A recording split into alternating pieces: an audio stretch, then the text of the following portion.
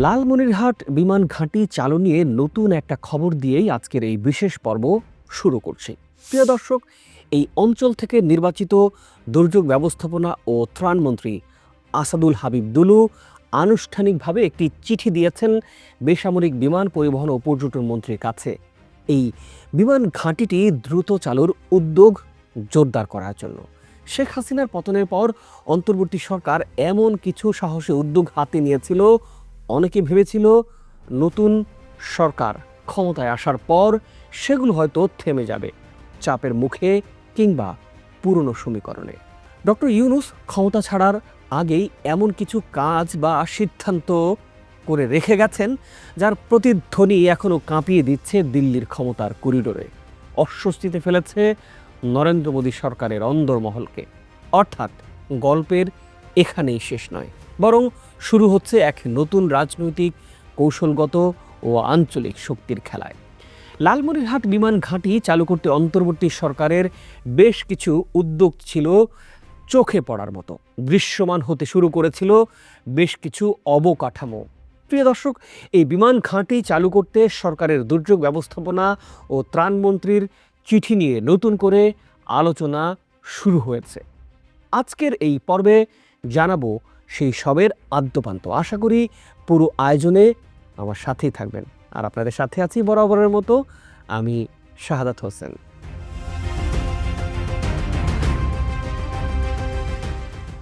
অন্তর্বর্তী সরকার ক্ষমতায় আসার পরপরই ঘোষণা আসে চালু হবে লালমনিরহাট বিমান ঘাঁটি। 1972 সাল থেকে বেশ কয়েকবার এই ঘাঁটি চালুর উদ্যোগ নেওয়া হলেও ভারতের বাধার কারণে সম্ভব হয়ে ওঠেনি, কিংবা কোনো সরকারই সাহস করে চালু করতে পারেনি এই বিমান ঘাঁটিটি। নতুন করে চালুর ঘোষণায় দেশি বিদেশি মিডিয়ায় ব্যাপক প্রতিক্রিয়ার সৃষ্টি হয়।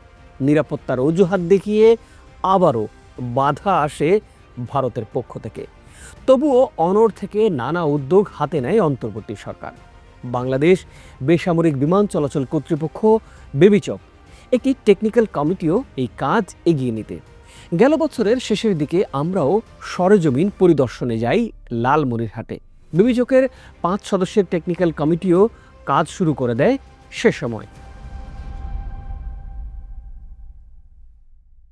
প্রিয় দর্শক, আমরা যেদিন লালমনিরহাটে যাই ঠিক সেদিনই কারিগরি কমিটির সদস্যরাও সরেজমিন পরিদর্শন করতে আসেন। উদ্দেশ্য ছিল এই পুরনো রানওয়েতে আবারও গর্জে ওঠে যেন টারবাইন। কমিটির কাজ শুরু হয় জায়গা চিহ্নিত করার মধ্য দিয়ে। যাত্রী terminal, boarding bridge, control tower, fire station, cargo hub সব কিছুরই জন্য ঠিক কেমন স্থাপনা দরকার হবে, কোন জায়গা হবে সেসব ঠিক করে এই কমিটি। বহু পুরনো এই এয়ারবেজের অনেক কাঠামো এখনও ঠায় দাঁড়িয়ে আছে, রানওয়ে, হ্যাঙ্গার, ট্যাক্সিওয়ে। তবুও নতুন করে কিছু নির্মাণ আর অনেকগুলো সংস্কার প্রয়োজন হয়ে পড়ে। বিশেষজ্ঞ মতামতের ভিত্তিতে কাজ এগোয় অনেক দূর। বিডি মিলিটারি সূত্রে জানা গেছে, গেল বছরে এই এয়ারবেজে নতুন করে নির্মাণ করা হচ্ছে বিমান রাখার জন্য বিশাল এক হ্যাঙ্গার। নবনির্মিত এই হ্যাঙ্গার সহ এয়ারবেজটি পরিদর্শন করে গেছেন সেনাপ্রধান জেনারেল ওয়াকারুজ্জামান। গেল বছরের শেষের দিকে হঠাৎ করে পরিত্যক্ত অবস্থায় পড়ে থাকা ঠাকুরগাঁও এয়ারবেজ পরিদর্শন শেষ করে লালমনিরহাট বিমান ঘাঁটিতে আসেন তিনি। এ সময় সেনাপ্রধান জেনারেল ওয়াকারুজ্জামান লালমনিরহাট বিমান ঘাঁটির পশ্চিম পাশে নবনির্মিত একটি হ্যাঙ্গারও পরিদর্শন করেন। হ্যাঙ্গারটি মিডিয়াম লিফট এয়ারক্রাফট, হেলিকপ্টার এবং ইউএভি রক্ষণাবেক্ষণ, মেরামত এবং অপারেশনাল স্থাপনার জন্য ডিজাইন করা হয়েছে বলে জানা গেছে।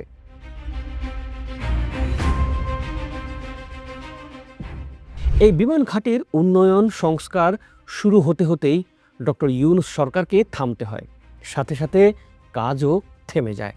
নতুন সরকার এখন ক্ষমতায়। ডক্টর ইউনূসের অসমাপ্ত এই উদ্যোগ কি এগিয়ে নেবেন নতুন প্রধানমন্ত্রী তারেক রহমান, নাকি হাসিনা সরকারের মতোই ভারতের গোলামির জিঞ্জিরে নিজেদের বেঁধে নেবে প্রিয় মাতৃভূমি? এমন সব প্রশ্নে সয়লাব এখন মানুষের মুখে মুখে। তবে নতুন এক উদ্যোগে আবারও স্বপ্ন দেখতে শুরু করেছে এই অঞ্চলের সাধারণ মানুষ।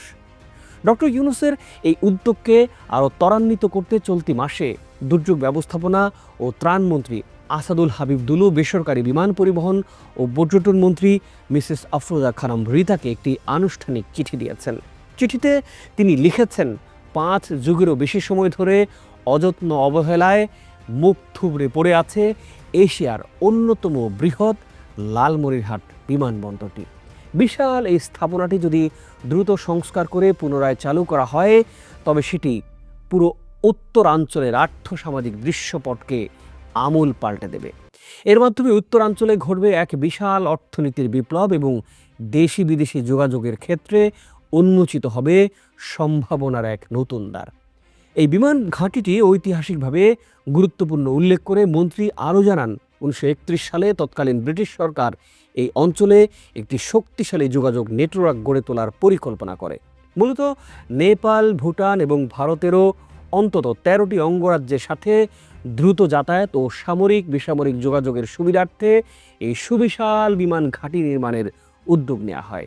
পরে লালমনিরহাটের সদর উপজেলার মহেন্দ্রনগর ও হারাটি এলাকায় প্রায় 1166 একর বিশাল ও বিস্তীর্ণ জমির উপর এটি নির্মাণ করা হয়। সে সময় পুরো ভারতবর্ষের বিভিন্ন প্রান্ত থেকে রেলযোগে পাথর ও অন্যান্য ভারী নির্মাণ সামগ্রী এনে এই সুবিশাল রানওয়ে মজবুত ও অবকাঠামো গড়ে তোলা হয়েছিল, যা তৎকালীন সময়ের এক বড় স্থাপত্যিক অর্জন ছিল বলে জানান মন্ত্রী। কিন্তু 1945 সালে দ্বিতীয় বিশ্বযুদ্ধের রেশ শেষ হওয়ার পর অত্যন্ত গুরুত্বপূর্ণ এই বিমানবন্দরটি আর নতুন করে ব্যবহার করা হয়নি। পরবর্তীতে 1958 সালের দিকে স্বল্প পরিসরে এখানে যাত্রীবাহী বিমান সার্ভিস চালু করা হলেও প্রশাসনিক এবং রাজনৈতিক নানা কারণে সেটি আর খুব বেশি দিন স্থায়ী হয়নি। এমনকি দেশ স্বাধীন হওয়ার পর 1972 সালে এই সুবিশাল ও সুরক্ষিত স্থাপনাকে বাংলাদেশ বিমান বাহিনীর হেডকোয়ার্টার হিসেবে গড়ে তোলার একটি যুগান্তকারী সিদ্ধান্ত নেওয়া হয়েছিল। কিন্তু দুর্ভাগ্যজনকভাবে শেষ পর্যন্ত সেই সুদূর প্রসারী সিদ্ধান্ত আলোর মুখ দেখেনি ভারতের বাধার কারণে।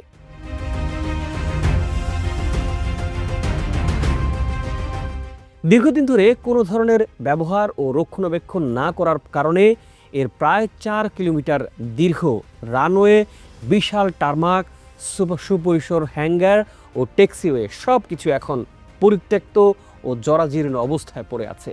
চিঠিতে আসাদুল হাবিব দুলু অত্যন্ত দৃঢ় আশাবাদ ব্যক্ত করে বলেছেন, এই বিমানবন্দরটি চালু হলে দেশ বিদেশের শীর্ষস্থানীয় শিল্প উদ্যোক্তারা নতুনভাবে উত্তরের এই সম্ভাবনার জনপদে বড় বড় বিনিয়োগ করতে আগ্রহী হবেন।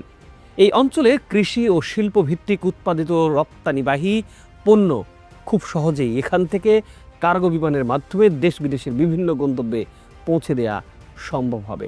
সবচেয়ে বড় ভৌগোলিক সুবিধা কাজে লাগিয়ে এই বিমানবন্দরটি ভারতের উত্তরাঞ্চল, নেপাল এবং ভুটান সহ আশপাশের দেশগুলোকে নিয়ে একটি শক্তিশালী ও লাভজনক আঞ্চলিক হাব হিসেবে গড়ে উঠবে।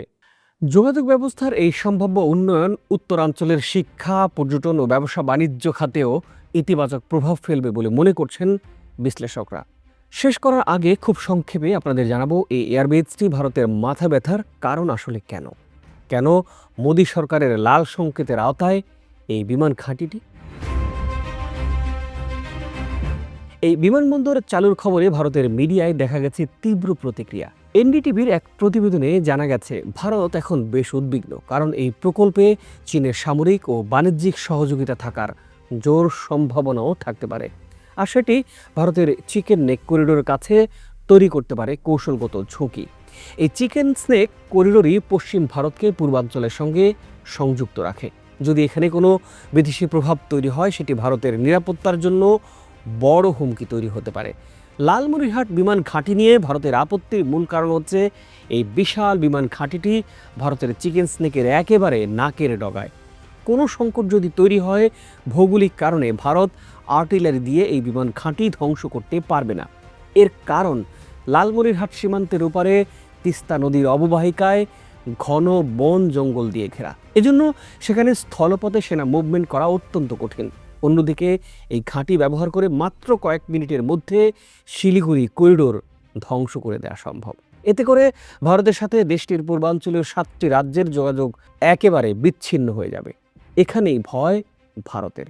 লালমনিরহাটের বিমান ঘাঁটি নিয়ে ভারতের সবচেয়ে বড় ভয়ের কারণ এই বিমান ঘাঁটিতে আধুনিকায়ন এবং সংস্কার কাজ করার সম্ভাবনা বেশি চীন সরকারের। স্বাধীন বাংলাদেশের সরকারের কাছে দেশের মানুষের প্রত্যাশা, বাংলাদেশের স্বার্থেই বিএনপি সরকার লালমনিরহাট এয়ারবেজ পুনরায় চালু করবে। সরকার এই বিষয়টিকে গুরুত্ব বিবেচনায় নিয়ে দ্রুততম সময়ের মধ্যে এই ঐতিহাসিক বিমানবন্দরটি সংস্কার কাজ শুরু করবে বলে আশা উত্তরের কোটি মানুষের।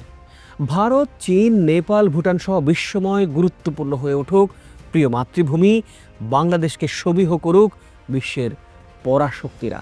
প্রিয় দর্শক, নতুন সরকার ক্ষমতায় আসার পর এই ছিল আমাদের কাছে সবশেষ আপডেট।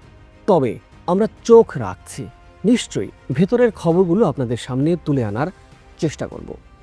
আন্তরিক অনুরোধ, প্রতিবেদনটি লাইক ও শেয়ার করে দিয়ে মানুষকে দেখার সুযোগ করে দিন।